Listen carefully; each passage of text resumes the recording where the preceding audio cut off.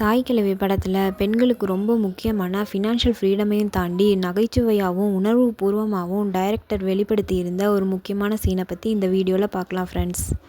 பவுன்தாய் அம்மாவோட பையன் செல்வம் அண்ணனுங்களோட சண்டை போட்டுட்டு ஹாஸ்பிட்டலை விட்டு வெளியில் வரும்போது ரோட்டில் ஒரு ஆம்புலன்ஸும் அதுக்கு வெளியே அந்த ஆம்புலன்ஸ் உள்ள பேஷண்ட்டோட குடும்பத்தினரும் வெயிட் பண்ணிகிட்டு இருப்பாங்க. ஆம்புலன்ஸ் டிரைவர் கடையில் நின்று ஏதோ வாங்கிட்டு இருப்பார். குடும்பத்தில் இருக்க எல்லாரும் டிரைவரை வாங்கன்னு கூப்பிட்டுட்ருப்பாங்க. ஆனால் அவர் அதை கண்டுக்கவே மாட்டார். செல்வம் உடனே அந்த ஆம்புலன்ஸ் டிரைவர்கிட்ட போய் அண்ணே போங்கண்ணே, அவங்க கூப்பிட்றாங்கண்ணே, ஒரு உயிரை காப்பாற்றுங்கண்ணே அப்படின்னு கேட்பார். ஆனால் ஆம்புலன்ஸ் டிரைவர் உன் வேலை என்ன, அதை போய் பாருன்னு சொல்லி ஒரு மாதிரி அக்ரெசிவாக பேசிடுவார்.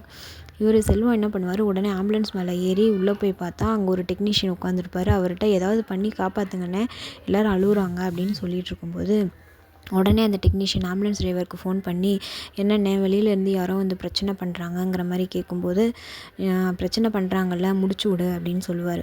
உடனே அந்த டெக்னீஷியனும் மாஸ்க்கை கழட்டி விட்ருவார். அவர் கழட்டி விட்டு ஒரு 2-3 செகண்ட்லேயே அந்த பாட்டியோட உயிரும் போயிடும். இதை பார்த்த செல்வம் ரொம்ப இமோஷனல் ஆகி அழுதுருவார். உடனே ஆம்புலன்ஸ்லேருந்து வெளியில் வந்து டிரைவர்கிட்ட கேட்பார், என்னென்ன நடக்குது இங்கே அப்படின்ன உடனே ஹாஸ்பிட்டலில் இனிமேல் இவங்களை காப்பாற்றவே முடியாது அப்படிங்கிற ஸ்டேஜில் இருக்கிற பேஷண்ட்ஸை இப்படி தான் ஆம்புலன்ஸில் ஆக்சிஜன் சப்போர்ட்டோடு அனுப்புவாங்க. அப்படி போகிற பேஷண்ட்ஸு அவங்க வாழ்ந்து வளர்ந்த வீட்டிலையே வெளியில் வச்சு தான் இந்த மாஸ்க்கை நாங்கள் ரிமூவ் பண்ணுவோம்.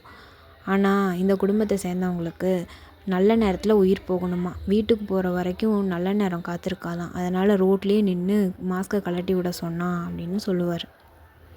இதில் நல்ல நேரத்தில் கொன்னுட்டோங்கிற சந்தோஷம் வேறு அந்த ஆளுக்கு அப்படின்னு அவர் சொல்லி முடிக்கும்போது நம்மளுக்கே தோணும், ச்சே இவரை போய் நம்ம தப்பாக நினச்சிட்டோமே அப்படின்னு.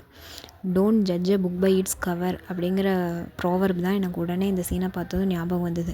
உங்களுக்கு என்ன தோணுச்சுங்கிறத கமெண்ட் பண்ணுங்கள் ஃப்ரெண்ட்ஸ்.